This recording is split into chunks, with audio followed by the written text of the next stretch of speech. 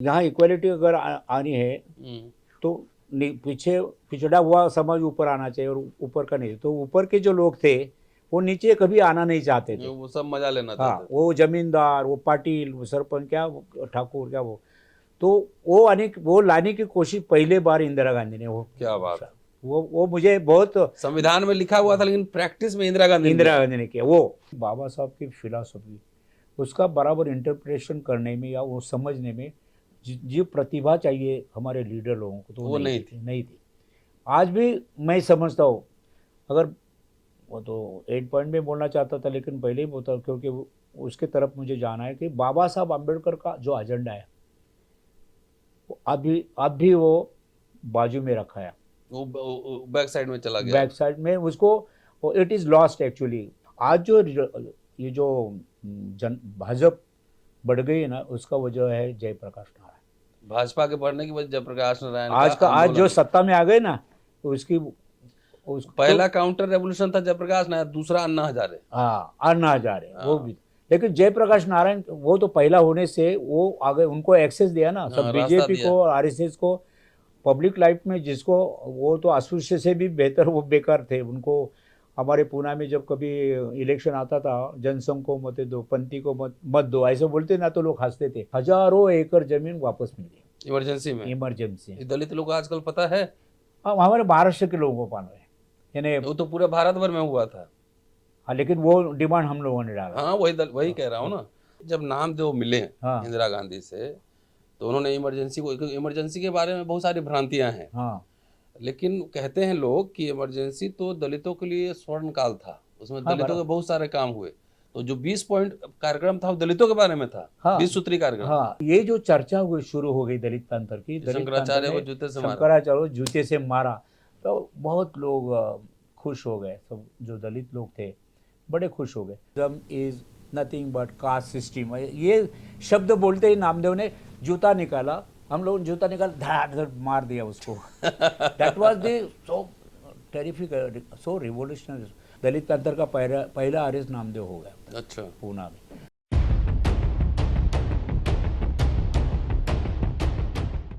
खास मुलाकात और खास चर्चा। दोस्तों, रतनलाल बोल रहा हूं और आप देख रहे हैं अम्बेडकर नामा। जैसा कि आप जानते हैं कि अम्बेडकर नामा की एक कोशिश है, मुहिम है कि जो बहुजन नायक नायिकाएं हैं उनके संघर्ष को, उनके उपलब्धियों को आपके पास लेकर आया जाए, आपसे रूबरू कराया जाए। इसी संदर्भ में मैं कुछ वैसे एक्टिविस्ट, एकेडमिशियन, जर्नलिस्ट, लीडर उनसे भी मिलवाता हूं जिन्होंने अपने जीवन में काफ़ी संघर्ष किया है, जो पूरे अम्बेडकरी फूले आंदोलन को बढ़ाने में जिन्होंने कंट्रीब्यूशन किया है, उनसे भी मुलाकात करवाता हूं। आज इसी कड़ी में अम्बेडकर नामा के इस एपिसोड में जयदेव गायकवाड़ साहब हमारे साथ मौजूद हैं। एमएलसी रहे हैं महाराष्ट्र में एनसीपी पार्टी से और अभी एनसीपी पार्टी के नेशनल जनरल सेक्रेटरी हैं। इसके अलावा लेखक हैं, कई किताब अम्बेडकरी दर्शन पर लिख चुके हैं और दलित पैंथर जिसके 50 साल पूरे हुए हैं अभी, दलित पैंथर के संस्थापकों में से एक है। आज इनसे मिलेंगे और जानेंगे दलित पैंथर मूवमेंट का इतिहास, भविष्य में दलित राजनीति किस दिशा में, जो खोया वो सब, जो पाया वो सब खो दिया या कुछ मिलने की संभावना है। तमाम ये बातें, इनकी किताब पर चर्चा और अम्बेडकर साहब के जीवन यात्रा पे इनके जो संस्मरण, जो अनुभव हैं, उन पे भी चर्चा होगी। इनके फादर, पिताजी अम्बेडकर साहब के साथ काम कर चुके हैं। स्वागत है सर। जय भीम। जय भीम जी, बताएं, अब फ्लोर आपका है, आपको बोलना है, मैं बीच बीच में सवाल लूँगा जी। आपने बहुत बढ़िया इंट्रोडक्शन दिया, फिर भी मैं आपको बताना चाहूँगा जी। मेरे पिताजी बाबा साहब अम्बेडकर के जो पहले रैंक के जो लीडर्स थे जी। 1917 में बाबा साहब अम्बेडकर जब कोलंबिया से एमए पीएचडी करके आए महाराष्ट्र में, बम्बई में, उस वक्त बम्बई के जो दलित समाज, अस्पृश्य समाज के समाज कार्यकर्ता थे, तो उनमें से मेरे पिताजी थे। उन्होंने सबसे पहला, जब बाबा साहब स्टूडेंट ही थे जब, लेकिन उनको महसूस हो गया, समाज में चर्चा शुरू होने लगी कि एक अपने समाज का, अस्पृश्य समाज का एक आदमी इतना बड़ा, उसने बढ़िया एजुकेशन लिया और एमए पीएचडी हो गया, तो पूरे उस जमाने मुंबई इलाका में बहुत लोग खुश हो गए। स्वागत समारोह हुआ। स्वागत तो पहला स्वागत समारोह बाबा साहब का हुआ। उसका पहला उसका जो रिजोल्यूशन था, ठहराव था स्वागत का, वो मेरे पिताजी ने किया था। क्या बात है, और वो मेरे लिए इतना प्रेरणादायी रहा, क्योंकि ये स्टोरी जब मैं मेरे घर में 8 बरस का, तो मेरे पिताजी चले गए, लेकिन मेरी माँ बताती थी उस वक्त मेरे घर में एक फोटो लगवाई थी, सभी कार्यकर्ता और बाबा साहब अम्बेडकर उनमें बैठे हुए। तो बाबा साहब के बाजू में एक आदमी छोड़ के मेरे पिताजी बैठे। तो मेरी माँ मुझे कहती थी बचपन में कि देख ये तेरे पिताजी, और ये कौन है? तो ये डॉक्टर अम्बेडकर है, बाबा साहब अम्बेडकर। मेरी माँ तो पढ़ी लिखी नहीं थी, लेकिन उन्होंने देखा था बाबा साहब, तो मेरे पिताजी की वजह से। तो उसने, मैं बोला कौन है अम्बेडकर? तो वो बोले अरे बाबा साहब अपना राजा है, तुझे मालूम है ये बाबा साहब राजा है? फिर मैं बोला मैं अपन इतने गरीब क्यों हैं? तो नहीं, बाबा साहब भी गरीब थे, लेकिन वो दुनिया के राजा बन गए, तू भी बन सकता है। लेकिन बाबा साहब ने जो पढ़ाई की, ऐसी पढ़ाई करनी चाहिए। मतलब कैसी पढ़ाई? और वो दुनिया में अपने भारत में, देश में सबसे ज़्यादा पढ़े लिखे थे।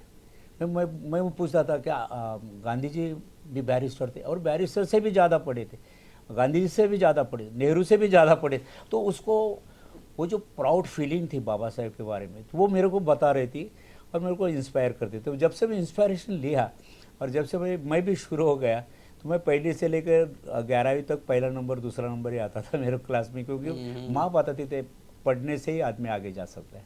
और बाबा साहब सबसे ज़्यादा पढ़े, इसलिए अभी उसको मालूम नहीं था कि ये कॉन्स्टिट्यूशन लिखी। फिर मैं चलते गए, मैं आगे निकला, मैं एसएससी किया, फिर पुणे में ग्रेजुएशन हुआ। तो वाडिया कॉलेज में मेरे शुरू हो गया मेरा काम। वहाँ भी मैं सोशल मूवमेंट में आ गया और फिर स्टूडेंट लीडर बन गया। एजुटेशन वगैरह नहीं थी, लेकिन उसके बाद में उसी दरमियान 72 में मैंने बीए कर दिया और उसी वक्त दलित पैंथर का शुरू हो गया। कैसे हुआ आप उसमें? कैसे आप जो फाउंडिंग मेंबर थे उसमें? फाउंडिंग मेंबर था। जैसे मेरा भाई था नामदेव ढसाल, आपको नाम? हाँ, तो नामदेव मेरा आपके भाई हैं? मेरा मौसेला भाई है। अच्छा, मेरी माँ बड़ी, उसकी माँ उसकी छोटी। अच्छा। और वो मौसी का एक लड़का और हम 4 भाई थे। लेकिन हम बचपन से, मैं उससे 2 बरस बड़ा था। लेकिन ढसाल साहब से? हाँ, ढसाल साहब। लेकिन हम, वो बेचारा, उसको क्या होगा बाद में, वो माइसेनिया ग्रेविस होने से उसको मेडिसिन बहुत लेना पड़ी और फिर वो ज़्यादा उसका एजिंग हो गया उसका और चले गए वो फाइनली कैंसर में। लेकिन फिर भी ही वॉज नियर अबाउट 65 और सो। तो नामदेव से हमारा चलता था। वो आता था हमारे घर, वो बम्बई में रहता था, मैं पुणे में रहता था।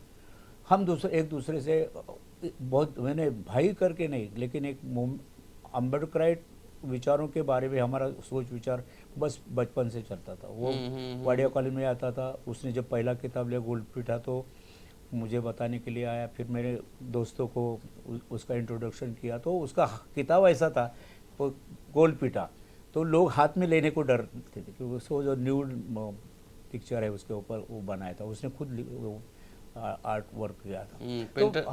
पेंटिंग भी करते थे वो, अच्छे चित्र निकालते थे। तो ऐसे शुरू हो गए थे। उस जमाने 1972 में ऐसा हुआ कि देश में 25 ईयर्स ऑफ दी, क्या बोलते हैं, एनिवर्सरी थी आज़ादी की। हाँ, आज़ादी की। तो पार्लियामेंट में बहस हुई थी कि इस दलितों ने क्या क्या प्रोग्रेस हुआ दुनिया में, अपने भारत में। तो ऐसा भी एक विषय हुआ कि दलितों का क्या प्रोग्रेस हुआ। तो उसके लिए इलिया पेरुमल कमीशन अपॉइंट किया था इंदिरा गांधी जी ने, और उसका रिपोर्ट 71 में आया था। तो कमीशन का अपॉइंटमेंट 70 के आसपास किया था। तो 70 में वो जो रिपोर्ट आया, तो उसमें बहुत ही खराब स्थिति, ऐसी बातें आ गई, जैसे कि अस्पृश्य आदमी कोई मंदिर में गया तो उसको मार डाला, पानी पीने गया तो उसको ये खाने, क्या बोलते हैं कि लोगों की विष्ठा खाने की मल डाल दिया। हाँ, कोई औरत, हमारे महाराष्ट्र में ऐसे हुआ, औरत लोग कहाँ खेती में गए किसी के और कुछ लिया क्रॉप में से, रेप हाँ, मर्डर, तो रेप किए। एक गवई करके थे उसमें अमरावती में, तो उन लोगों का आंखें निकाली। तो ऐसी घटनाएं उसमें आ गई।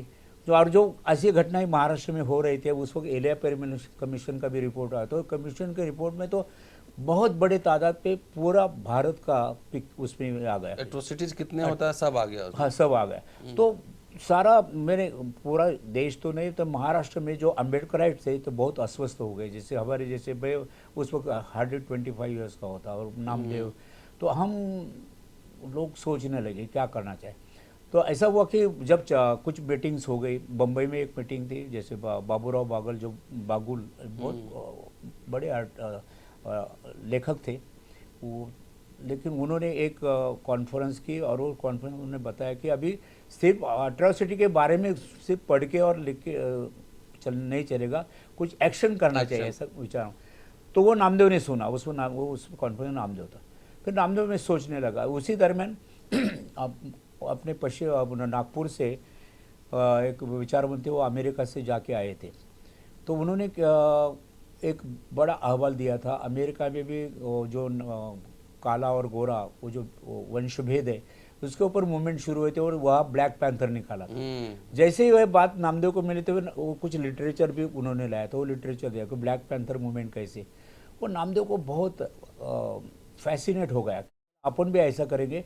ब्लैक पैंथर वहाँ तो उन्होंने बहुत एजिटेट किया था।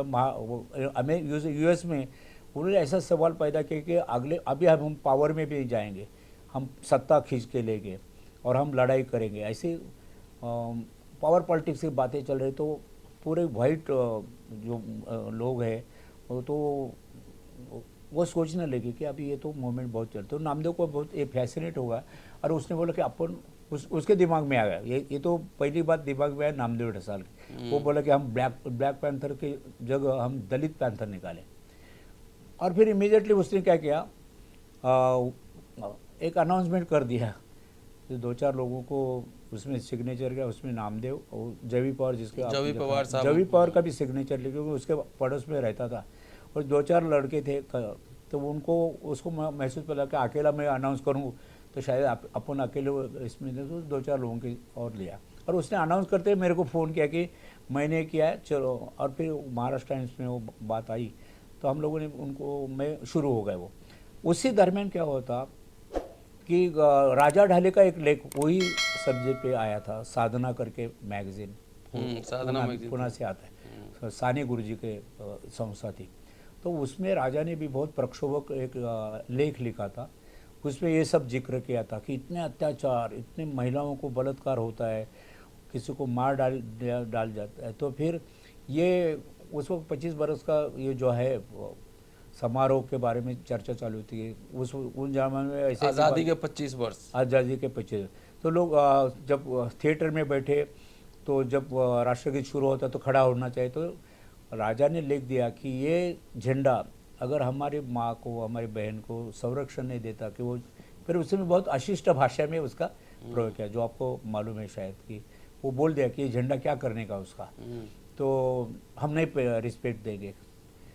तो ये बात जब आ गई, जो मैगजीन जैसे बाहर गए, तो पूना के और महाराष्ट्र के बहुत सारे जो बुजुर्ग राइटर्स थे अदर देन दलित, तो बहुत अस्वस्थ हो गए और उन्होंने राजा का निषेध करना शुरू किया। और साधना पे उन्होंने पूछने लगा कि कैसा तो आप लोगों ने छापा, इतना प्रक्षोभ, इतना गंदा। तो कांग्रेस के पहले वो जनसंघ के कोई युवक संगठन थी, जैसे अभविप जैसी, तो उन्होंने एक मोर्चा लाया साधना पे कि तुम लोगों ने ऐसे गंदा आर्टिकल लिखा है तो ये जला दो, हम जला देंगे। वो मोर्चा आ गया, तो उसकी न्यूज़ आ गई पेपर में। और 2 दिन के बाद कांग्रेस के युवकों ने भी एक मोर्चा निकाला कि हम साधना जलाएंगे, अरे झंडे के लिए, स्वातंत्र्य के लिए हम लोगों ने कुर्बानी दी है और तुम ऐसी बातें छापते झंडे के बारे में, हम कितने सारे लोग मारे गए। तो बहुत इमोशनली ब्लैक मेकिंग क्या बोलते हैं कि ब्लैकमेल करने लगे। तो वो पेपर में आने लगा। जैसे तो मैं 25 ईयर्स का मैं ग्रेजुएट हो गया, तो मैं सोचा, क्योंकि नामदेव मेरा भाई था और राजा ढाले उसके वो जो आर्टिकल था राजा का, वो उसके पहले छपवाने का काम नामदेव ने और मैंने किया था। उसका संपादक मैं था, जबी था और नामदेव ढसाल, 3 थे। तो मुझे राजा की मालूमात होने से जब राजा का धिक्कार करने लगे ये लोग, मोर्चे निकालने लगे, तो मैं बोला अरे मेरे दोस्त है।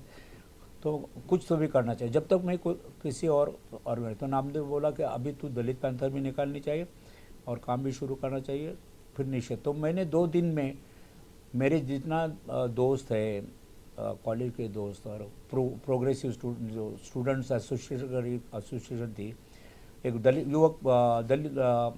युवक क्रांति दल करके थे, तो वहाँ के सब बैकवर्ड कम्युनिटीज़ के युवक थे, उनको लेके बड़ा मोर्चा निकाला मैंने साधना के ऊपर। और वो मैंने खुद पहला मोर्चा निकाला और उस साधना को सपोर्ट किया कि हमारी साधना नहीं जलेगी। और जिन्होंने मोर्चा हमारे उन साधना के खिलाफ उनका हम लोगों ने धिक्कार किया, उसमें बड़े सारे हमारे पूना के ज्येष्ठ बुजुर्ग लोग भी शामिल हो गए। तो सबको मालूम पड़ा कर जयदेव गायकवाड़ ने मोर्चा निकाला और फिर मैं immediately we started working on Dalit Panther movement. और फिर मेरा वो मोर्चा होने के बाद बम्बई से दलित पैंथर आ गए, वो नामदेव ढसा, राजा ढाले, फिर वहाँ के युवा क्रांति दल के और सारे नेता वो सब आ गए और वापस एक 8-10 दिन में साधना पे मोर्चा करके सपोर्ट किया कि हम आपकी साधना नहीं जलाएंगे, कोई जलाएगा तो हम देख लेंगे। तो उससे दलित पैंथर फैलने लगे। और फिर वहाँ जो मीटिंग्स हो गई, तो साधना में तो मीटिंग बहुत ही बढ़िया हो गई। उसके बाद में एक पब्लिक मीटिंग हो गई। वो पब्लिक मीटिंग में नामदेव ने बहुत एब्यूजिव या जैसे बोलते कि अशिष्ट भाषा में भाषण किया, तो उसको अरेस्ट हो गया। पहला अरेस्ट दलित पैंथर का पहला अरेस्ट नामदेव हो गया। अच्छा। पूना में। तो उसके बाद में वो चले गए बम्बई। फिर बाद में हमने शुरू किया मूवमेंट पूना में। तो पूना में हर बस्ती, वहाँ से 500 से ज़्यादा झोपड़पट्टियाँ हैं जहाँ अम्बेडकराइट लोग रहते हैं। तो वो जाके सब जवान लोगों को पकड़ा। जब मैं पूना में कर रहा था, नामदेव बम्बई में कर रहा था, और कुछ लोग फिर नागपुर में है, सब लोकल अलग अलग जगह पे। वो जो ऑर्गेनाइजेशन ऐसे अपने आप बढ़ने लगी। और हर एक शहर में अपने आप ऑर्गेनाइजेशन बन गई। वो स्फूर्त, वो जिसको बोलते हैं मोमेंट, हाँ, नेचुरल इस कंडीशन में कैसी स्फूर्त लोग आके पार्टिसिपेट करने लगे और दलित पैंथर से जुड़ने लगे। तो वो शुरू होता है। आपको मैं बताता हूँ कि वो दलित पैंथर ऐसी मूवमेंट बन गई कि जैसे झंझावात, एक वादळ जिसको कहते हैं, एक बहुत ज़बरदस्त ऐसा एक रिवोल्यूशनरी मूवमेंट होने जा रही है, ऐसा लोग ज्वार भाटा, हाँ ज्वार। तो फिर बहुत लोग अट्रैक्ट हो गए। और घटनाएं ऐसे आते रहे हमारे लाइफ में। 72 में ये बात किया, तो 70 दिसंबर में वो शंकराचार्य, पुरी का शंकराचार्य, उसने सांगली में स्टेटमेंट दिया कि ये सब सारे लोग, ये अम्बेडकरवादी या सब लोग बोलते हैं कि जाति व्यवस्था बराबर नहीं है, जाति व्यवस्था ख़त्म करो। बाबा साहब भी कहते। तो ये जाति व्यवस्था तो चंद्रगुप्त मौर्य से चली आती है, और अभी क्या ये ख़त्म करने की बात क्यों करते? जाति व्यवस्था ने हमको बहुत ही ये दिया है। हम ये अपने हिंदू धर्म की तो क्या बोलते हैं, उसने बोलने ऐसी बातें, उसका समर्थन किया। तो हमको लोगों को गुस्सा है। फिर नामदेव आया बम्बई से, क्या करेंगे? तो बोला चलो अपन। उसमें बम्बई पूना में ऐसा हो गया कि कुमार सप्तर्षि युवक क्रांति दल का नेता था। उसने जब वो सुना शंकराचार्य, तो उसने शंकराचार्य से संपर्क किया फ़ोन पे, उसने कार्यकर्ता के मार, और उसको बोला कि शंकराचार्य ने ये बात बंद करनी चाहिए, नहीं तो मैं उनको आर्गुमेंट करके उनको हराऊंगा, उनकी तैयारी है क्या? तो शंकराचार्य ने उसको चैलेंज स्वीकारा। बोला मैं पुणे में आता हूँ। ये नामदेव ढसाल नहीं, वो कुमार सप्तर्षि। अच्छा। और नामदेव आया पुणे में, बोला अपन क्या करेंगे? तो मैं और दोनों ने साथ बात किया, नहीं अपन आर्गुमेंट। सप्तर्षि जो वो भी दलित थे। कौन? हाँ, सप्तर्षि दलित नहीं था, ब्राह्मण था। अच्छा। लेकिन वो पुरोगामी ब्राह्मण, हाँ, पुरोगामी ब्राह्मण, युवक क्रांति दल जैसे एक पुरोगामी ऑर्गेनाइजेशन। जी। तो युवक क्रांति दल हमारे से पहली बन गई थी, उसके बाद में दलित पैंथर बन गई। तो उसने उसको चैलेंज दिया कि हम उसको डिफीट करेंगे ऐसा, क्योंकि वो भी ब्राह्मण था। तो फिर बाद में हम बोले कि हम आर्गुमेंट क्यों करें, हम तो उसको जूते से मारेंगे। उसको जूते से मारना चाहिए, उसे बहस करने में क्या है। तो नामदेव ने ये लेने के बाद मैं, नामदेव और हमारी 5 हम लोगों ने स्ट्रैटेजी बनाई। छत्रपति शिवाजी महाराज जैसे गनेमी कावे से लड़ते थे, वैसे अपन लड़ाई। फिर हम 10-20 लोग, वो बहुत बड़ा एक प्रोग्राम था उनका। शंकराचार्य, उधर एक मंदिर था अयप्पा मंदिर करके, फिर साउथ इंडियन लोगों का कि वो विट्ठल मूर्ति ऐसा कुछ था, और उनका प्रोग्राम वो तय हुआ था, वो पेपर में आया था। तो फिर बोले चलो इसमें जाके घुसेंगे और वो मारेंगे उसको। तो पहला इंसिडेंट हमारे लाइफ में दलित पैंथर होने के बाद 1 महीने के अंदर आ गया, और हम लोग घुसे अंदर। और जैसे शंकराचार्य वो आ गया, फिर वो सब मंत्र तंत्र बोलने लगे, फिर उसका जय जयकार करने लगे। किसी ने उसके पैर पानी से धोया, फिर वो पानी पिए उन लोग, कुछ ऐसे कुछ हुए। फिर बाद में मंत्र तंत्र शुरू होगा, उसको गद्दी पे बोलते हैं सिंहासन जैसे एक कुर्सी उसमें बिठाया, फिर उसने वो भाषण देना शुरू किया। फिर वो बोलने लगा जैसे बोलते बोलते कि हिंदू रिलीजन क्या है, हिंदू धर्म क्या है, कैसा आदर्श है। तो बोलते बोलते बोले Hinduism is nothing but caste system. ये शब्द बोलते ही नामदेव ने जूता निकाला, हम लोगों ने जूता निकाल धड़ मार दिया उसको। That was the so terrific, so revolutionary. तो मारने के बाद वो ऐसा हो गया जैसे सब लोग चिल्लाने लगे। हिंदू सब मद्रासी हिंदू थे, वो पहचान नहीं सके हमको, ऐसे हम लोग गए थे। फिर वो चिल्लाने पकड़ो पकड़ो बोलने लगे। तो मैं और नामदेव ऐसे कहाँ से निकल गए मालूम है, उसको पकड़ा था नामदेव को। एक ने वो जो होता है ना दुपट्टा जैसा आदमी होता है, हाँ, तो वो गमछा क्या बोलते हैं, गमछा, हाँ, वो ऐसा डाला, उसको पकड़ा था। लेकिन बाहर उसके पीछे 2 हमारे पैंथर थे, उन्हें उनको मारा जिसने पकड़ा था उसको। फिर नामदेव निकल गया। वो जैसे निकल गया, मैं ज़्यादा छोटा कद का होने से उसका एडवांटेज मुझे मिल गया। मेरी तरफ किसी का ध्यान, मैं दूसरे रास्ते से निकल गया। हम सारे लोग निकले, 2-4 लोग रह गए। वो जब पहलवान थे, तगड़े थे, तो उनको पकड़ा, एक गायकवाड़ करके लग, तो उसको बहुत मारा, उन लोगों ने बहुत मारा। फिर वो उनको लेके गए हॉस्पिटल। हम लोग कहाँ कहाँ गए, फिर जब एक जगह इकट्ठे हो गए, फिर हम गए कमिश्नर पुलिस। बोला यार तुम लोग कैसे करते हैं यार ऐसा। फिर वहाँ का डिप्टी कमिश्नर भी हमारा थोड़ा अम्बेडकराइट था। तो फिर हमको बोला कि तुम हम अभी पुलिस स्टेशन मत जाओ, 1-2 दिन चुप बैठो, नहीं तो केस हो जाएगी। तो लेकिन हम निकल गए। तो ये जो चर्चा हुई शुरू हो गई दलित पैंथर की, दलित पैंथर शंकराचार्य को ने जूते से मारा। शंकराचार्य को जूते से मारा, तो बहुत लोग खुश हो गए। सब जो दलित लोग थे बड़े खुश हो गए। तो शुरू हो गया। तो एक एक करके फिर 72 से 73 में हम लोग हर एक बस्ती में जाते थे, हर एक बस्ती में कॉर्नर मीटिंग लेते थे। तो कॉर्नर मीटिंग में लोगों को हम बताते थे कि अभी 25 बरस हो गए, अभी क्या हमारी क्या हालत है। हमारी ज़मीन थी एक बार, वो ज़मीन भी 25 बरसों में बड़े साहूकार लोग, बड़े ज़मींदार, उन्होंने हड़प ली हमारे। फिर अभी एजुकेशन जितने इस पे होना चाहिए वो भी नहीं हो रहा है। सिर्फ अट्रॉसिटी के बारे में हम लोग बहुत इमोशनल बातें करने लगे, और बहुत लड़के तो क्या करना चाहिए, तो हम प्रतिकार करेंगे। दलित पैंथर के बहुत उत्स्फूर्त तरीके से प्रतिकार करने के लिए जवान इकट्ठा होने लगे, और बड़े कैसे करते थे प्रतिकार, ये बताइए। प्रतिकार नहीं तो फिर हम लोग, अभी आपको बताता कि 74 हो गया। 74 में पहली बात, एक तो बम्बई में एक दंगल हो गया। नहीं, उसके पहले 74 में पूना में इंदिरा गांधी आ रही थी, और एक विद्यापीठ में एक कार्यक्रम था। तो इंदिरा गांधी आ रही थी, हमें मालूम पड़ा, तो वो नामदेव पूना में आ गया। पूना में हमारा बहुत स्ट्रांग ऑर्गेनाइजेशन बन गया था पूरे महाराष्ट्र में, पूना और बम्बई। तो पूना में वो बोला अरे इंदिरा गांधी आ रही। फिर पूना में कुछ जो लेफ्टिस्ट मूवमेंट के लोग होते, कोई शेतकरी कामगार पक्ष हो या समाजवादी हो, इन लोगों ने कुछ निदर्शन करने का, मैं बोला अपन भी करेंगे। तो हम लोगों ने प्रोटेस्ट करेंगे। तो प्रोटेस्ट कैसे करते थे, तो अपने पास तो अभी 1000, 2000, 3000 लोग हैं, तो अपन कॉमन मैन को भी लाएंगे इसमें। तो नामदेव बोला मैं जाता हूँ महाराष्ट्र में, घूम के आता, सब आने को बोलेगी। तो वो अपील करने का मैं पूना में घूमते रहा। पूना में एक विशिष्ट तारीख पे जो आ रहे थे, उस वक्त कमान 10,000 लोग आ गए दलित पैंथर के। सांगली से आए, सातारा से, पूना से नज़दीक है, सोलापुर से आए, इधर नगर से आए, बम्बई से आए। तो ना, और उसके सारे बीच में हम लोग, मैं, नामदेव और हमारे इधर दूसरे कार्यकर्ता जो लोकल लीडर्स क्या, और फिर शुरू हो गया आस्ते आस्ते। फिर घोषणा देने शुरू हो गया। इंदिरा गांधी समझो 11-12 के दरमियान आ रही थी, तो हम 10 बजे, तो उसके पहले एक एक करके आए। वो मोर्चा लेके मत आना, नहीं तो पुलिस अपने तुमको तुम्हारे बस्ती से भी जाना नहीं। तो हम लोग निदर्शन करने वाले थे।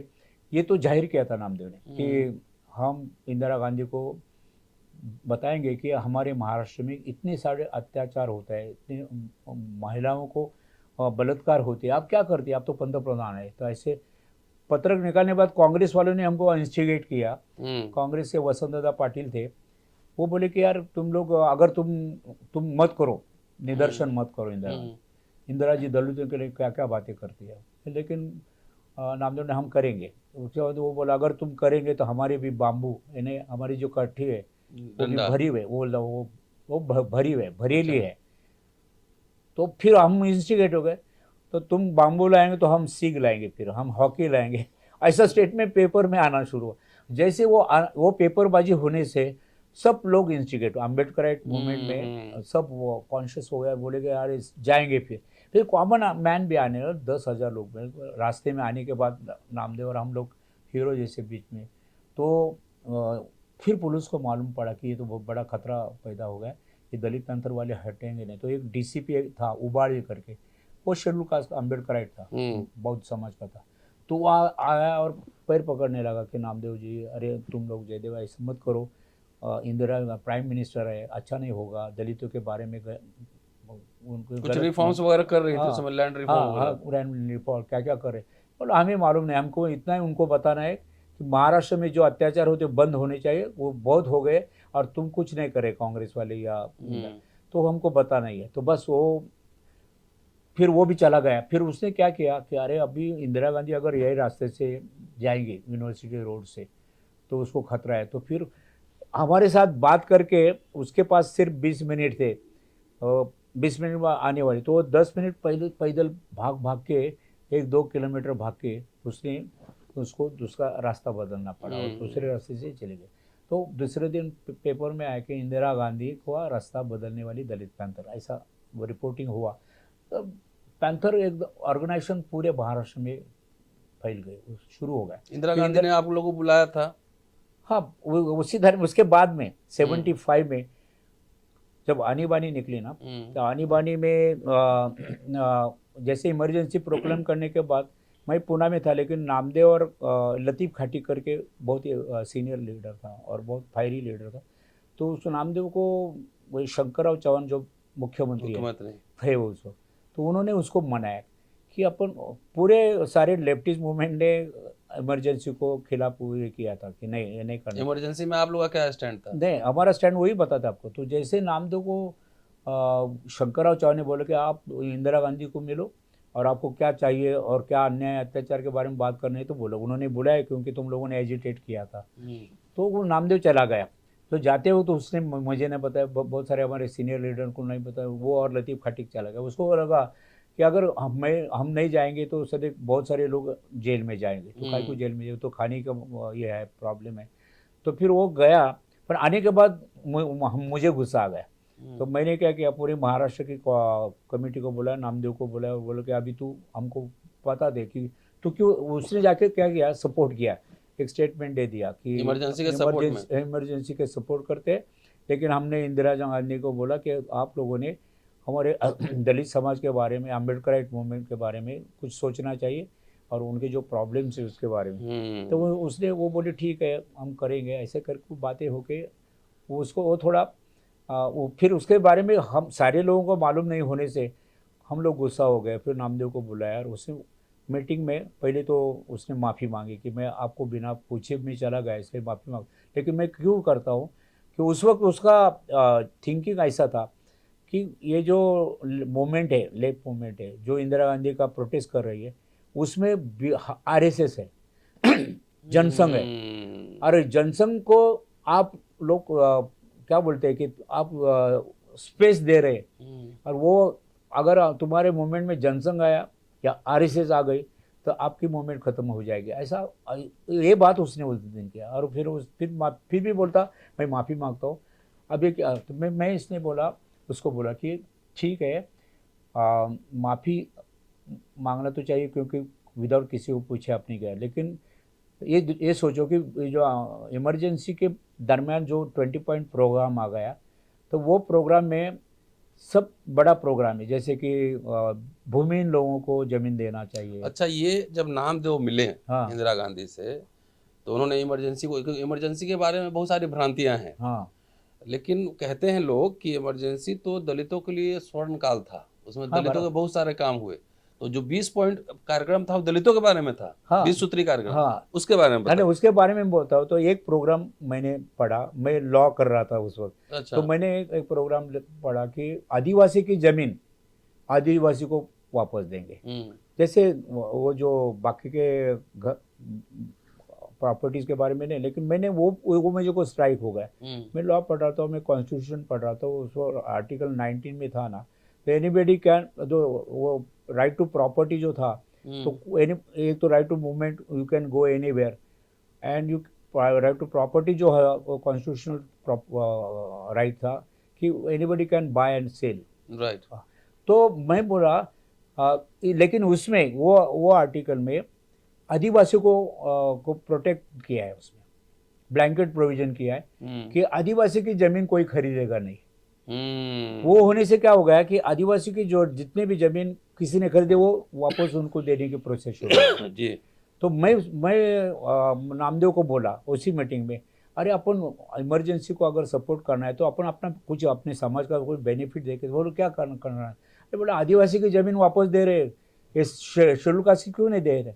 ये मैं उसको ध्यान में लाने के बाद नामदेव बोला, अरे मुझे वो अन्ना कहता था भाई करके, तू बराबर बोलतो तू, तो तू चल माझ्यावर शंकराचार्य के उसके पास चल। तो अपने शंकरराव चौहान के पास, तो हम लोग शंकरराव चौहान मुख्यमंत्री को जाके मिले। फिर मैंने उससे बहस की कि साहब तुम्हारे आपने जो 25 प्रोग्राम में एक कलम ऐसा है कि आदिवासी की ज़मीन वापस देंगे, अगर वो कोई भी नहीं खरीदेगा, वो तो कॉन्स्टिट्यूशनल राइट बन गया है। और दलित एससी तो इक्वल है ना, एससी और एसटी ये बैकवर्ड है। अगर दोनों अगर बैकवर्ड है तो what is the definition of backward, socially backward, education backward, तो हमारी एससी भी बैकवर्ड है। तुम आदिवासी की जमीन, एसटी की जमीन वापस देते, हमारी क्यों नहीं, ये सवाल हमने वो सोच किया। वो बोले तो आप सही बोल रहे। फिर नामदेव बोला कि क्या करना सर, तो नामदेव बोला हम एक बड़ी परिषद बनाए, मेला लगाएंगे और हम लाते कितने। मैं उनको उसको बताया कि 80% ऑफ द लैंड जो हमारे दलितों की थी, जैसे कि महार वतनदार उधर थे शेड्यूल कास्ट के, तो उनकी जान चली गई है, तो वो हमें वापस चाहिए। अगर वो तुम करते हो तो फिर हमारा इमरजेंसी को सही तरीके से आपको सपोर्ट मिला। शंकरराव ने बोला चलो करो तुम। फिर हम लोगों ने 4 जनवरी 1976 हमारे गांव, मेरा और नामदेव का एक ही गांव था, तो वो गांव के तालुका प्लेस पे राजगुरु नगर करके है, वहाँ हम लोगों ने परिषद लगाई। और वो परिषद में मैं एक महीना पूरा घूम रहा था, और 50 मीटिंग्स के गांव में के पैम्पलेट भेजे। नामदेव वो महाराष्ट्र में घूम के आया। तो वो परिषद जब बन गई कि जिनकी हम लोगों ने फॉर्म भर के लिए कि किसकी ज़मीन गाँव में कितनी थी और वो कहाँ कैसी चली गई और किसने ली, जमीन वापस हुई। तो फिर वो हमने डाटा हमारी परिषद हो गई। परिषद में 25,000 से ज़्यादा लोग आ गए एक तालुका प्लेस में। तो फिर बाद में शंकरराव से वापस फिर वो बोला कि तुमको हमको डेटा दे दो। फिर मैंने एक ऑब्जर्वेशन पूरा मेरा उनको लिख के दिया। फिर उन लोगों ने सेक्रेटरीट लेवल पे डिस्कशन करके एक सो मोटो इंक्वायरी करके ये ज़मीन वापस दे, तो ज़मीन वापस देने का काम शुरू हुआ। हज़ारों एकड़ ज़मीन वापस मिल गई इमरजेंसी में। इमरजेंसी। दलित लोग आजकल पता है, हमारे महाराष्ट्र के लोगों को पाना है, यानी वो तो पूरे भारत भर में हुआ था। हाँ, लेकिन वो डिमांड हम लोगों ने डाला। हाँ वही कह रहा हूँ ना। अच्छा 20 सूत्री में तो 2 ये था, और क्या क्या था कुछ याद है? अब 20 सूत्री में फिर लोगों के ऑर्नामेंट्स या वो जो क्या बोलते जो स्वयं पाक के भांडी वगैरह वगैरह वो सब गिरवी रखते थे लोग, कुछ हुआ वो सारे 20 सूत्री जो कार्यक्रम थे, हाँ वो दलितों आदिवासी वंचितों के पक्ष में थे। हाँ बिल्कुल बिल्कुल, इसीलिए सपोर्ट किया था ना। हाँ बिल्कुल। पट्टे तो दिल्ली में भी मिले थे, हरियाणा में भी मिले थे, हर जगह मिले थे। अच्छा, लेकिन बहुत जगह कब्जा आज तक नहीं हुआ है। जमीन के बारे में ऐसा हो गया। फिर मैं आपको हम लोगों ने इतनी मूवमेंट करने के बाद पहले टप्पे में तो पहले इस पे हज़ारों लोगों को मिल गए, लेकिन हमारे महाराष्ट्र में वापस नहीं किए, नहीं किसी ने वापस छीनी नहीं। फिर जहाँ भी कोई छीनने का कोशिश तो दलित पैंथर थी। दलित पैंथर और क्या क्या करता था? हम क्या करते थे फिर, अगर मुझे अभी हमारे पूना के पास एक 50 किलोमीटर पे एक गाँव है आस्केट करके, एक आदमी की, हमारे दलित आदमी की 30 एकड़ ज़मीन थी, तो उसने गिरवी रखी थी 4 एकड़। तो 4 एकड़ लेके वो खुद ही उसका कल्टीवेशन करता 30 एकड़, और बाद में बोलना कर नहीं देता तेरे को। तो हम एक दिवाली के दिन में, भाऊ बीज के दिन में, हमें 57 हमारे पैंथर्स लेके गए भाई। किसी ने दिवाली नहीं मनाई। अरे अपने को जाने का, देख इतना बड़ा अन्याय, एक आदमी अपना इतना जमींदार बड़ा है लेकिन उसको वो नहीं देता है। तो फिर हम लोगों ने भाऊ बीज के दिन गए, तो हम लोग स्ट्रैटेजी बनाते थे, चलते हम चलते चले, आधा उसका जो अंतर था, हम ट्रेन से गए, और उसके बाद 5 घंटे हम चलते थे, वो चल के गाँव में गए, क्योंकि वो पता था अरे इधर ही है करके। और उसके हमारे पास पैसा नहीं था, और वो आदमी को, वो तो गरीब था बेचारा। तो फिर हम चलते चलते गए, 5 घंटे लगे, पर हम शाम हो गई, 11 बजे निकले थे। 5 बजे हम वो गांव पे देखा, तो लंबे से वो पहाड़ था, पहाड़ से निकलते थे तो देख के हैरान हो गए लोग, सब पूरा गांव देखने लगा। जैसे चलते थे हर एक गांव में से लोग देखने, कौन है दलित पैंथर। फिर वो लोग घोषणा भी देते थे हमारे कार्यकर्ताओं, तो कोई काला पहना है, कोई रेड पहना है, कोई ऐसा, इतने बड़े बड़े बाल। तो वो देख के घबरा गए। फिर वो गांव में मैंने बताया था, हमारे कुछ कार्यकर्ता जो बड़े शूर थे, तो उसको जाके पकड़ के लाने का, जिसने, लेकिन उसको मारना नहीं, चाकू भी को ऐसा पहला लेके हमको। तो मैंने गांव में जाके मीटिंग शुरू किया, नामदेव नहीं था, मैं ही था वो। तो फिर हम लोगों ने मीटिंग शुरू किया, पाटिल को बुलाया, सरपंच को बुलाया, और क्या तुम्हारे गांव में चल रहा है, हमारे गरीब लोगों का ऐसा, हमारे ज़मीन छीनते। तो वो हमने उसने किया है, तो उसको लाया। फिर तो हमारे कार्यकर्ता ने उसको इधर पकड़ के, हाथ में चक्कू और उसको पकड़ के लाए, मारा नहीं। फिर बाद में उसको बोला, बोल क्या, उसका नाम लेके मालूम पड़ा था हमें, लिम्बोरे करके, दगड़ू लिम्बोरे। तो दगड़ू लिम्बोरे, बोलो ये हमारी ज़मीन क्यों? नहीं साहब, माझी चूक झाली, मेरी गलती हुई, चलो अभी देते, अब भी देते। मैंने मेरे साथ स्टैम्प पेपर लेके गया था, मैं वकील शुरू किया था उस वक्त। बस स्टैम्प पेपर लेके 5 मिनट में मैंने पूरा ड्राफ्ट के, मैं ये आज से मैं आपकी ज़मीन वापस देता हूँ, और वो इसमें जो कोई कुराप है वो भी आप ले लो, लेकिन मुझे मत मारो। तो फिर मैंने वो ज़मीन ली। तो ये सिलसिला शुरू हो गया, तो हर एक गाँव के लोग बुलाने लगे। हम 4-5-6, एक बार तो हम लातूर करके, लंबा था उस्मानाबाद लातूर, तो एक वहाँ औसा तालुका था, वहाँ का भी एक जो ज़मीन, हमारा जो दलित जो खेती वाला था, उसका 35-28 एकड़ ज़मीन थी। अरे बोला, और वो जब उसको मालूम पड़ा कि जयदेव गायकवाड़ दलित पंथ के लोगों ने किया, तो मेरे घर आ गए, पूरा फैमिली लेके आया। तो वो पेट भरने के लिए हमारे तालुका में एक ज़मींदार का था, बोला माझी ज़मीन इतनी है, मेरी इतनी ज़मीन है, लेकिन मैं अभी पेट भरने के लिए बुना के पास आ रहा हूँ।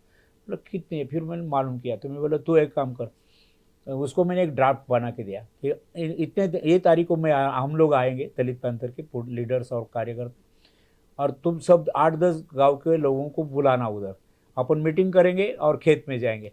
तो ऐसा करने से वो गया, 8 दिन पहले उसको 100-200 रुपये वो पैम्पलेट बनाने का, और जाते वक्त उसने हमको 300 रुपये दिया। वो 300 रुपये लेके हम 5-6 दिन गाड़ी से, एसटी से चले गए, स्टेट ट्रांसपोर्ट। जब हम गए तो गांव में जब उतरे, तो हमारे कोई बहुत मजबूत ज़बरदस्त दलित पैंथर के लीडर भी थे। तो वो लोग आके फूलों की हमको माला पहनाई, और हमारी ये निकाली, क्या प्रोसेशन निकाली, बैंड बीट बजाए, बोलो इतना इतना। फिर हमको बहुत खुश हो गए कि हमारा सम्मान कहाँ होता है, ये हमारे लोगों ने इतना। फिर गए, और शाम को, रात को मीटिंग लगाई, तो मीटिंग को 2-3 हज़ार लोग आ गए, 1-2 हज़ार लोग, क्योंकि 8-10 गाँव के लोग आए। फिर हम लोगों ने भाषण किया कि अगर ये ऐसे अगर हमें अन्याय करेंगे तो नहीं सहन करेंगे, हम अभी कल जाएंगे और वो ज़मीन हम ताबे में लेंगे। वो पाटिल को बता दो कि वो ज़मीन कल सुबह हमारे पास वापस देनी चाहिए, नहीं तो हम देख लेंगे। तो ये जब इमरजेंसी थी ना, 70 से इमरजेंसी के दौरान ये सब दौरान किया, उस समय तो स्टेट आपके साथ था ना? सब हमारे। तो फिर जब हमारा भाषण सुना स्टूडेंट लोगों ने, तो एक स्टूडेंट आ गया, बोला हम भी 100 स्टूडेंट आपके साथ आते। तो हम 5-6 रहे थे, हमारे साथ 100 स्टूडेंट, सब और कुछ दलित थे, पिछड़े थे, ओबीसी भी थे, और पिछड़े समाज, अम्बेडकराइट थे। फिर वो हम चले गए वो गांव में, 10 बजे निकले, 11-12 बजे तो साइकिल पे गए। हम लोगों ने भी साइकिल, 4-5। मतलब ये जो दलित पैंथर एक्टिव रहा, वो पीरियड इमरजेंसी का है। हाँ, इमरजेंसी का है ना, इंदिरा गांधी ने हाँ इमरजेंसी का नहीं, उसके बाद में भी एक्टिव रहे। हाँ, मैं आ रहा हूँ पॉइंट पे। हाँ। दलित पैंथर उस समय इमरजेंसी था, उसके बाद भी एक्टिव रहा, और उस समय दलितों के हित में बहुत कार्य हुए, दलितों आदिवासियों के हित में। ये लोग नहीं जानता है ये बात, हाँ और इसलिए इंदिरा गांधी पे लोग बात नहीं करते हैं। हाँ। बाद में आप लोग इंदिरा गांधी से मिले नहीं? कोई मिला दलित पैंथर की ओर से? 75 में जब ये चल रहा था ना, इमरजेंसी के बाद एक बार इंदिरा गांधी बम्बई में आई थी, तो उस वक्त नामदेव मुझे बुला के, तो मैं हमारे LD भोसले करके और नामदेव ढसाल और लतीफ़ खाटी का 5 लोग इंदिरा गांधी ने बुलाया था। उस वक्त हम चले गए, वो मेरी परिषद हो गई थी ज़मीन की। तो जाते हुए तो मैंने ड्राफ्ट किया कि हमारे क्या प्रॉब्लम्स है महाराष्ट्र में, और महाराष्ट्र में तो एक फ्यूडलिज्म है, यहाँ का ज़मींदार वर्ग हमारे लोगों को बहुत तकलीफ देता है, अत्याचार करता है, जातिवाद है, विषमता है ज़बरदस्त। उसके बारे में उनको एक स्टेटमेंट दिया, उतनी मिले। वो मुलाकात शायद हार्डली 5 मिनट की थी, लेकिन वो बोले कि मैं बोलूँगी, और मुख्यमंत्री वहाँ खड़े थे, शंकरा चौहान थे, तो बोले मैं इनके प्रॉब्लम में देख लूँगा करके, उतना ही। उसके बाद कभी इंदिरा गांधी को नहीं मिला। चलिए, ये तो बेहतर बात है कि उस समय दलितों के लिए बहुत काम हुए, हाँ। और दलित लोग भी नहीं जानते हैं। हाँ हाँ ठीक है, और उस समय जगजीवन राम भी थे, हाँ हाँ और जो जो इमरजेंसी के खिलाफ आंदोलन हुआ, जयप्रकाश नारायण और हाँ। तमाम उसमें जनसंघ, तमाम ऐसे लोग थे, तो एक तरीके से वो तो काउंटर रेवोल्यूशन था ना दलितों के लिए।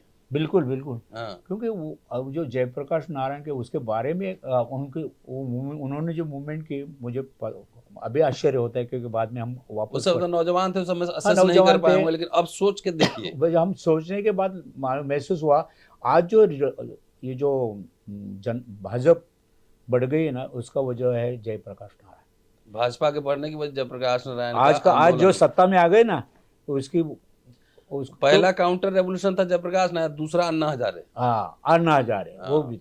लेकिन जयप्रकाश नारायण वो तो पहला होने से वो आगे उनको एक्सेस दिया ना, सब रास्ता बीजेपी दिया। को और RSS को, पब्लिक लाइफ में जिसको, वो तो आशुष से भी बेहतर वो बेकार थे। उनको हमारे पूना में जब कभी इलेक्शन आता था, जनसंघ को मत दो, पंथी को मत दो, ऐसे बोलते ना, तो लोग हंसते थे, और उनको बहुत कम वोट्स मिलते थे।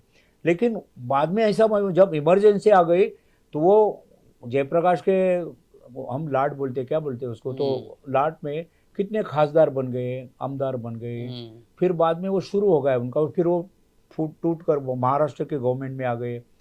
पहले तो सेंट्रल गवर्नमेंट में थी, जनता पार्टी हाँ जनता पार्टी की।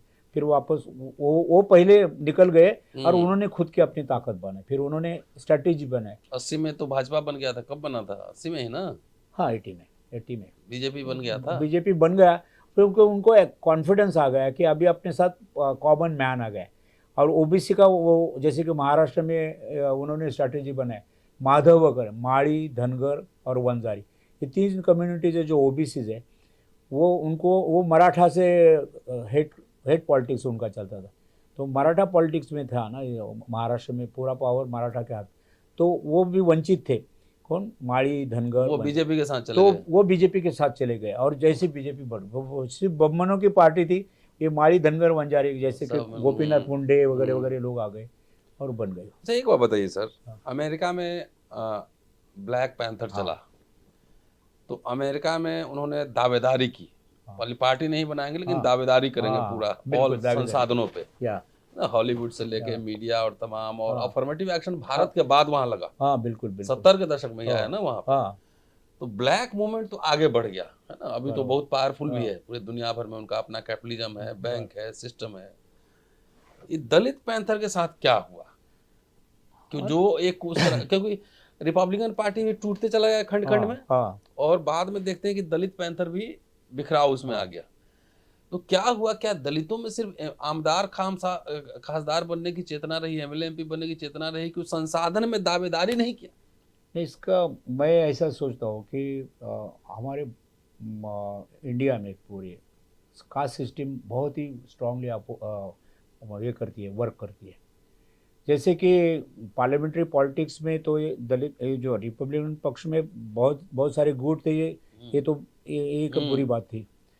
वो उनमें कभी वो इकट्ठा होकर जब भी वो लड़े तो उनको अच्छा रिजल्ट मिले। जैसे कि 1957 में जो पहली दूसरी इलेक्शन हो गई, तो 57 में महाराष्ट्र में महाराष्ट्र और कर्नाटक और तुम्हारे यूपी के, उत्तर प्रदेश में। हाँ, उत्तर प्रदेश का, तो 8 खासदार रिपब्लिकन पार्टी के बने थे।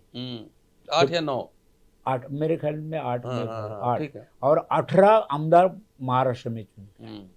तो इतने बड़ी तादाद पे लोग चुन के आ सकते थे। इतना होने के बाद उसके बाद में जो गुटबाजी शुरू हो गए ना, तो उसमें सब चले गए, खत्म हो गए। और फिर कास्ट सिस्टम इतने जबरदस्त ऑपरेट खरीद लिया लोगों को। हाँ, वो खरीद भी लिया।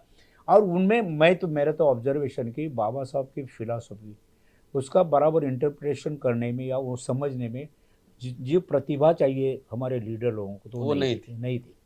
आज भी मैं समझता हूँ, अगर वो तो 8 पॉइंट में बोलना चाहता था लेकिन पहले ही बोलता, क्योंकि उसके तरफ मुझे जाना है कि बाबा साहब अम्बेडकर का जो एजेंडा है अब भी वो बाजू में रखा है, वो बैक साइड में चला गया। बैक साइड में उसको it is lost actually. Congress ने बाबा साहब से क्या ताल्लुक है आपको सब मालूम है। एक्चुअली बाबा साहब जब आए यहाँ उच्च शिक्षण लेके, और फिर कॉन्स्टिट्यूशन बनाने का मौका उन्होंने लिया, तो कॉन्स्टिट्यूशन में क्या आ गया, कॉन्स्टिट्यूशन में सब न्यू वैल्यूज आ गए। जैसे इक्वालिटी आ गई, हाँ, जस्टिस आ गया, कि हमारी सोसाइटी जस्टिस पे थी क्या? पूरा विषमता, वेस्टर्न लिबरलिज्म और इक्वालिटी थी क्या? तो पूरी ऐसे विषमतापूर्ण सोसाइटी थी। उसको बाबा साहब ने वो मूल्य लाया कि हम equality for all, everybody is equal before law. ये तो मूल्य आने के बाद विरोध शुरू हो गया बाबा साहब। और बाबा साहब गांधी जी से क्या लड़ते थे? वो उनको लड़ाई करना नहीं चाहिए। He was trying to convince Gandhi ji. yes. और गांधी जी भी he was a product of that type situation. वो पूरा जो हिंदू महासभा जो हिंदू सोसाइटी थी, उनमें से एक थोड़े क्या बोलते हैं कि ऐसे वो प्रतिगामी नहीं थे, लेकिन सोसाइटी। हाँ, तो ऐसा हो गया। तो कांग्रेस ने उस वक्त लोगों को ऐसा लगा, जब बाबा साहब ने 1936 में एनिहिलेशन ऑफ कास्ट लिखा, पहला तो स्टूडेंट थे, जब उसने पहला किताब लिया कास्ट इन इंडिया, पर्चा लिखा था उन्होंने। तो मेरा तो सब्जेक्ट, मुझे आपको बताना चाहता हूँ कि बाबा साहब अम्बेडकर स्टूडेंट जब से वो देशभक्त है। जब स्टूडेंट थे तो उन्होंने पहला क्या लिखा, और अमेरिका में जाके कास्ट सिस्टम का वो थीसिस लिखा, कास्ट इन इंडिया। और उसका जो एनालिसिस है वो आज भी हम उसको गलत नहीं कर। बाद में उन्होंने जो आर्टिकल लिखा, जो तुम्हारे इकोनॉमिक्स पे जो थीसिस लिखे, उनका भी अगर हम देखेंगे, प्रॉब्लम ऑफ रूपी। अब दूसरा बाबा साहब नहीं हो रहा है, अब सब लोग खाली सेटिंग में लगा। नहीं, मैं समझता हूँ दूसरा होने की जरूरत है। बाबा साहब को समझने की कोशिश करो, बाबा साहब को इंटरप्रेट। मेरे चैनल का नाम सुना है आपने? कौन से? अम्बेडकर नामा। नहीं, पहली बार मैं दिल्ली में आने के बाद मेरे दोस्त ने बताया, जो सुनील सरदार ने, कि अम्बेडकर नामा बहुत ही लोगों में जाता है। अब मेरे ख्याल में, मुझे एग्जैक्टली पता नहीं, कि लाख लोगों से भी ज़्यादा लोग देखते हैं। तो मुझे बड़ी खुशी हो गई, और आपने मुझे इनवाइट किया तो मैं शेयर कर सका। तो वो बेसिकली वही समझना चाह रहे हैं। और अभी तो आपको मुझे बुलाना पड़ेगा वहाँ के, आपके साथ लंबी 2 दिन बातचीत होगी, तब एपिसोड बनेंगे। बिल्कुल, एक एपिसोड में नहीं चलेगा, नहीं हो सका। संक्षेप में ये बताइए, एक कि आप उस समय नौजवान थे जब इमरजेंसी थी, इंदिरा गांधी और आज के हुक्मरान, आज के प्रधानमंत्री, चाहे उनके बाद जितने प्रधानमंत्री हुए, इंदिरा गांधी को आप कैसे असेस करते हैं, कितने मार्क्स देंगे? नंबर 1। नंबर 2, आखिर दलित पैंथर का क्या हुआ? इंदिरा जी के बारे में उस वक्त मैं बहुत नौजवान था, तो मैं कॉलेज में पढ़ता था। जब उसके बारे में मैंने कुछ मुलाकात में मैंने कोई आर्टिकल भी लिखे थे, तो उस वक्त मुझे महसूस हुआ था, जब इंदिरा गांधी ने पहला निर्णय किया कि प्रीवी परचेस खत्म कर दो, राजाओं के, राजा महाराजा के। तो उसका जो हमला था तो सही था।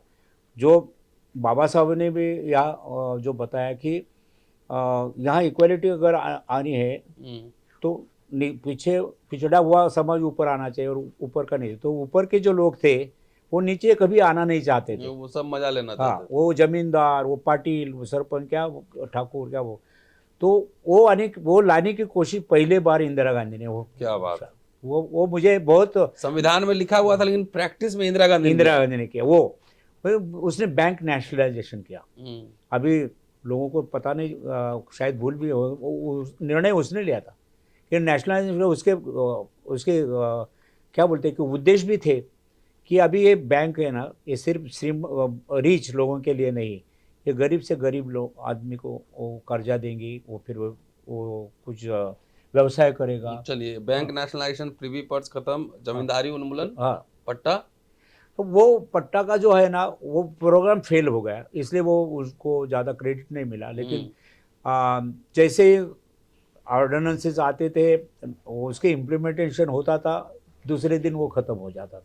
अब भी वही बात चल रही है कि नहीं, जो उस समय आता तो था, लोग अगर जागरूक नहीं थे। देखिए, हाँ, अधिकार हाँ, तो किसी को ऐसे थोड़ी मिलता वो है, भी तो है, लड़ना पड़ता है। बराबर है। लेकिन इंदिरा गांधी पहली प्राइम मिनिस्टर होगी कि जिन्होंने बेल्ची में जब वो कुछ लोगों को मारा दलित गया लोग, था, हाँ। ठाकुर लोगों ने मारा था, तो हत्ती पे बैठ के वो गांव में गई। पिछड़ा तो समुदाय के ये लोग थे। इतना महसूस हो गया आपको, लोगों में दिल पे छा गया। मेरी माँ थी उस वक्त, तो मेरी माँ एक बार ऐसा इंदिरा गांधी को उसके बाद में 77 के इसके बाद में इन लोगों ने जेल में भेजा ना, तो मेरी माँ रोई थी। तो मुझे बड़ा आश्चर्य लगता था, और हम लोग रिवॉल्यूशन माँ को पूछा क्यों रोई? अरे नहीं, उसने बहुत वो जो किया है ना वो बहुत बड़ा काम किया है। दलित समाज के सामान्य लोगों को महसूस हुआ कि ये इंदिरा गांधी और उसका सरकार, उन्होंने पहला वो कोशिश कर रहे हैं दलित लोगों को कुछ देने के लिए, इसलिए वो रोई थी। फिर बाद में क्या होता, गड़बड़ थी कि ऑर्गेनाइजेशन जब कांग्रेस है, उसके बारे में मैं ज़्यादा नहीं बोलूँगा, लेकिन मेरा ऐसा महसूस कि बाबा साहब का एजेंडा अब भी कांग्रेस पार्टी समझ नहीं पा रही। यानी बाबा साहब का एजेंडा दलित लोग समझ पा रहे हैं। दलित लोग भी नहीं है। ये नहीं, सवाल दलित उलट देता हूँ। क्या होता है, आप बराबर कहते हैं कि दलित लोगों में, मैंने पहली बार बोला कि हमारे लीडर्स, उनको गुस्सा आ जाएगा अगर मैं ऐसी बातें कहूँगा कि बाबा साहब अम्बेडकर को इंटेलेक्चुअली समझ नहीं पाए, क्योंकि बहुत इंटेलेक्चुअल बातें होगी। जैसे कि अभी मैं बोलूँगा कि बाबा साहब का जो कॉन्स्टिट्यूशन है, तो कॉन्स्टिट्यूशन पे कितने गंभीरता से किसने पढ़ाई की, मुझे सवाल आता है। कॉन्स्टिट्यूशन एक आदर्श स्थिति है, हाँ, जिसको फुलफिल करने के लिए, वो हाँ, गोल्स अचीव करने के लिए कॉन्टिन्यूअस एफर्ट्स किए जाने की हाँ, जरूरत है। ठीक है। और बाद में जैसे 10 साल का काम बहुत ज़्यादा हुआ दलितों के, लेकिन बाद में तो दलित लोग खुद कहने लगा कि मैं देश में खुद हुक्मरान बन जाऊंगा, खुद सब कुछ कर लूंगा। ये संभव है था? नहीं, अगर नहीं, बात तो मैं नहीं, तो ऐसा, जैसे हाँ, सबसे जो हाई टाइम था हाँ, रिपब्लिकन पार्टी का, उस समय 8 या 9 खासदार हाँ, और 18 नामदार उस जीते। वक्त ठीक है जी। बराबर। बाद के दिनों में जिस तरह से बिखराव हुआ, तो दलित लोगों को ये सोचना कि मैं अकेले हुकूमत पे कब्जा कर लूंगा, संभव है? हाँ।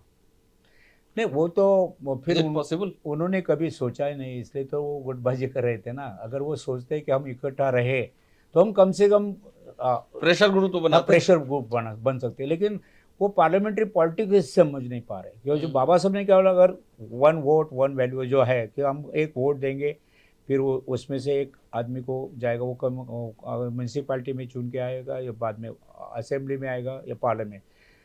लेकिन जीतने के लिए तो बहुत सारी वोट्स लगती है, सबसे ज़्यादा वोट्स लगती है। तो केवल दलित समाज के बल पे कोई चुन के नहीं आ सकता अभी नहीं ग्राम आ पंचायत सकता। में। इसलिए उनको इकट्ठा होना और दूसरे लोगों पिछड़ों, को, बैकवर्ड्स के हाँ, साथ प्रोग्रेसिव सब लोग। लोगों को वो बाबा साहब का ऐसा एजेंडा बना है कि सारी जातियाँ इकट्ठा हो जाए। अभी तो क्या होता है, शेड्यूल कास्ट के 2-4 जो 49 जात है वो भी इकट्ठा नहीं होती, वो एक दूसरे से हेट करता है, और हर एक आदमी एक कास्ट है ना, एक पॉलिटिकल पार्टी बन गई। एवरी कास्ट इज हाँ, बिकम सब पॉलिटिकल जाति की यानी पार्टी है। बहुत, और बहुत समाज में तो इतनी पॉलिटिकल पार्टी, बाबा साहब बहुत समाज के थे, इसलिए बहुत समाज के लोग बोले ना बाबा साहब हमारा है, तो फिर लेकिन हम हर एक आदमी बाबा अम्बेडकर साहब के बन गया। जमाने में ही मांग महार अरे महार। फिर मांग सोचने लगे, अरे ये तो बाबा साहब मांग बाहर थे, अपन मांग है, फिर काय को उनके पास जाने का, ये तो अपने को फंसाएंगे। तो मांग की अलग पार्टी अलग हुई, फिर चमार की अलग हुई। चमर के अलग हो गए, ऐसा हो गया, और फिर पूरा खत्म हो गया बाबा साहब की जो मिशन थी। दलित पैंथर क्यों खत्म हो गया, शॉर्ट में बताइए। दलित पैंथर भी इस स्वार्थ की वजह से, दलित पैंथर पॉलिटिक्स में आने की वजह से खत्म। हाँ, पॉलिटिक्स में आने। अगर आपके अठावले साहब आप ही के हैं?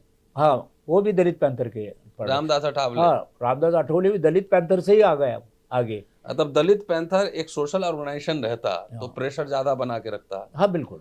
लेकिन जैसे ही राजनीति में सब आया, आमदार खासदार मंत्री बनने के लिए, वैसे मूवमेंट खत्म हो गया। यही बात है, बिल्कुल। चलिए, तो गायकवाड़ साहब हैं, और बातचीत इतनी गंभीर और इतनी दिलचस्प थी कि और लंबी बातचीत करने की ज़रूरत थी इसमें।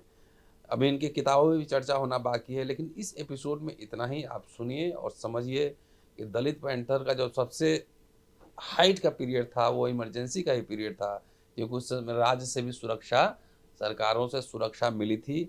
आज सरकार ही दमन करने पर तुली हुई है। तो दोनों का अंतर समझिए। ये लोग, गायकवाड़ साहब जैसे लोग लिविंग लेजेंड हैं, पूरा एक इतिहास अपने पास संचित रखे हुए हैं, पूरी एक्सपीरियंस अनुभव है। इसीलिए हम लोग ऐसे व्यक्तित्व का इंटरव्यू करते हैं और आपको इतिहास से रूबरू कराते हैं। ये सोचिएगा जरूर कि इमरजेंसी जब कहते हैं तो इमरजेंसी किसके लिए गड़बड़ था और किसके लिए ठीक था।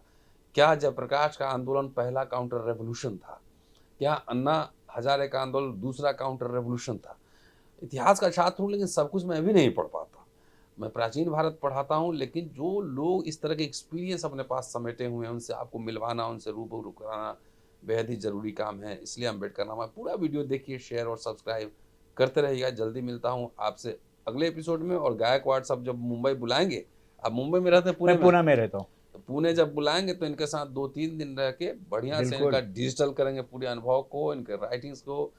पुणे में पूना सत्याग्रह चला था, बाबा साहब ने 1946 में पूना सत्याग्रह चलाया था। बिल्कुल। वैसे जगह पर जा जाके आपके लिए कुछ बातचीत करके लाएंगे। अरे बिल्कुल। शुक्रिया सर, जय भीम। शुक्रिया। देखते रहिए अम्बेडकर नामा।